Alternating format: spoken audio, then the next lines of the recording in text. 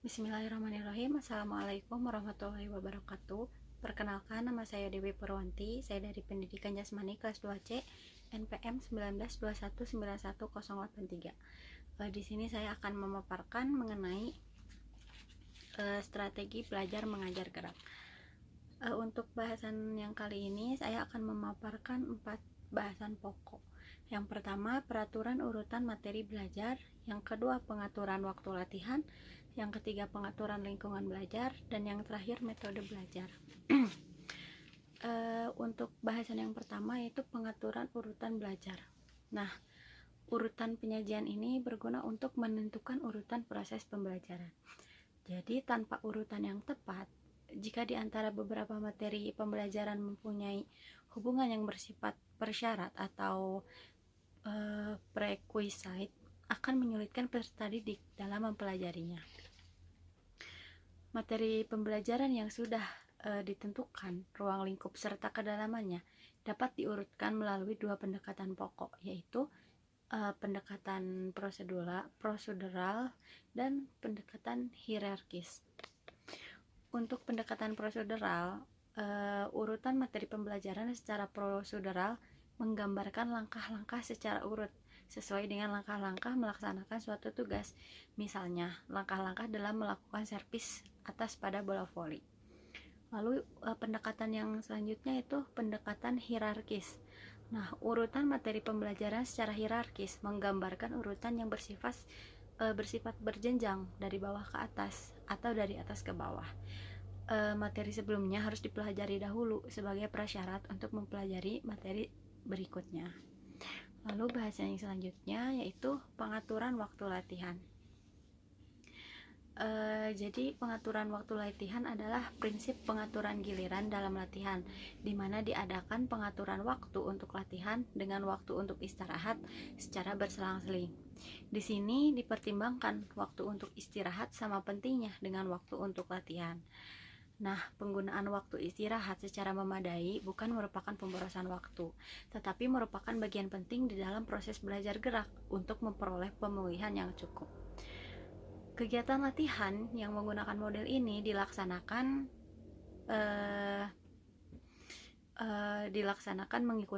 mengikuti instruksi untuk mempraktekkan gerakan beberapa kali. Kemudian beristirahat. Setelah cukup istirahat, maka harus dilakukan latihan lagi. Latihan seperti ini itu harus dilakukan secara berulang-ulang sampai waktu latihan habis. Lalu bahasan yang selanjutnya yaitu pengaturan lingkungan belajar. Nah, penggunaan dan pengaturan lingkungan belajar merupakan suatu kegiatan yang didasarkan atas berbagai pertimbangan, baik yang terkait dengan pengembangan anak secara optimal maupun yang terkait dengan luasnya ruangan yang tersedia ataupun bahan-bahan dan peralatan yang ada. Kesenangan anak didik untuk bersekolah dipengaruhi oleh lingkungan sekolah, maka pengaturan lingkungan, alat permainan, dan pada khususnya dan sumber belajar pada umumnya harus rapi, menarik, dan dengan efisiensi yang tinggi sehingga dapat dinikmati dan dirasakan oleh anak didik. Di sini ada prinsip-prinsip pengaturan lingkungan belajar dan bermain anak. Yang pertama harus mempertimbangkan tingkat perkembangan anak. Yang kedua, stimulasi perkembangan anak. Yang ketiga, mengindahkan anak cedera. Yang keempat, informasi yang berkaitan dengan anak yang akan mengikuti kegiatan belajar. Lalu kegiatan harus dilakukan anak yang berkaitan dengan tujuan khusus yang hendak dicapai. Lalu selain prinsip juga ada pengaturan lingkungan belajar dan bermain di dalam kelas. Ada beberapa hal-hal yang harus diperhatikan. Misalnya susunan meja dan kursi anak dapat diubah. Lalu pada waktu mengikuti kegiatan, anak-anak tidak selalu duduk di kursi, tetapi dapat juga duduk di tikar atau di karpet. Lalu penyediaan alat peraga harus disesuaikan dengan kegiatan yang akan dilaksanakan. Selanjutnya, pengelompokan meja disesuaikan kebutuhan sehingga cukup ruang gerak bagi anak didik. Lalu, peletakan dan penyimpanan alat bermain diatur sesuai dengan fungsinya. Selanjutnya, berilah batasan-batasan terhadap area-area yang terpisah. Lalu, identifikasi area-area relatif memerlukan ketenangan. Identifikasi area-area yang relatif memerlukan ketenangan. Lalu, perhatikan ruangan-ruangan yang memerlukan meja, karena anak TK lebih sering, misalnya nih, anak TK itu lebih sering menggunakan lantai atau ruangan-ruangan terbuka dibanding hanya duduk di dalam kursi saja. Lalu, tempatkan area-area kegiatan di dekat sumber-sumber yang diperlukan.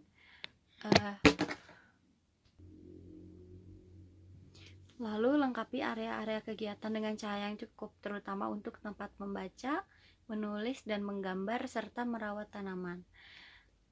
Yang terakhir, ruangan itu harus diatur sedemikian rupa sehingga guru dapat memantau secara maksimal dari setiap lokasi untuk memastikan keamanan, yang berarti memastikan setiap anak selalu dalam pengawasan. Begitu pula dengan perabotan, perlengkapan, bahan atau peralatan yang akan dipergunakan juga harus mempertimbangkan beberapa hal. Misalnya keamanan, seperti peralatan itu tidak tajam, tidak runcing, tidak ada paku yang menonjol, atau ada kawat yang lepas. Lalu peralatan tersebut juga jangan mudah pecah, karena itu akan sangat berbahaya kepada peserta didik. Lalu tidak mengandung racun, dan juga tidak menggunakan aluran listrik, karena itu sangat rentan terjadi kebocoran dan bisa membahayakan kepada peserta didik. Lalu yang kedua yang harus diperhatikan yaitu sesuai dengan kondisi anak. Misal, materi yang dipilih harus disesuaikan dengan minat usia dan kemampuan anak. Lalu kualitas dan juga keawetan. Lalu juga hendaknya alat yang dipergunakan di sekolah dapat tahan lama, karena di sekolah alat akan dipergunakan oleh sejumlah anak secara bergantian dan terus menerus, sehingga harus dipilih barang yang kuat. Lalu juga alat yang dipilih di sekolah harus dapat dipakai untuk berbagai tujuan pembelajaran. Lalu untuk bahasan yang selanjutnya ada pengaturan lingkungan belajar dan bermain di luar kelas. Secara umum, pengaturan lingkungan bermain di luar kelas perlu mempertimbangkan beberapa hal, misalnya keseimbangan area. Keseimbangan area ini dapat diwujudkan dengan menciptakan beberapa area seperti area tubuh, area terbuka untuk sinar matahari, lalu area melompat, area memanjat dan bergantung, area mendaki, area untuk menanam bunga, bermain pasir, jalan dan juga jalan kecil atau trotoar. Lalu yang selanjutnya ada pemilihan peralatan bermain. Jadi berbagai jenis peralatan bermain perlu disediakan bagi lingkungan bermain di luar kelas, seperti peralatan untuk memanjat, meluncur, bergantung, mendorong dan menarik, serta melempar, menangkap. Lalu yang terakhir ada tingkat perkembangan dan kebutuhan anak. Agar anak terjaga rasa amannya saat bermain di luar kelas, harus mempertimbangkan beberapa hal, misalnya jarak area bermain, adanya pagar pengaman, alat yang dipergunakan harus sesuai dengan usia dan tahapan usia anak. Pertimbangan yang selanjutnya yaitu alat bermain sebaiknya dirancang sedemikian rupa sehingga tidak ada bagian yang tajam, runcing, dan juga mudah dirusak. Lalu tempat bermain juga harus bebas dari aliran listrik yang membahayakan, dan pengawasan dari guru juga harus memadai. Lalu bahasan yang terakhir ada metode mengajar. Di sini ada metode pengajaran metode pengajaran dipraktekkan pada saat mengajar dan dibuat semenarik mungkin agar peserta didik mendapat pengetahuan dengan efektif dan efisien.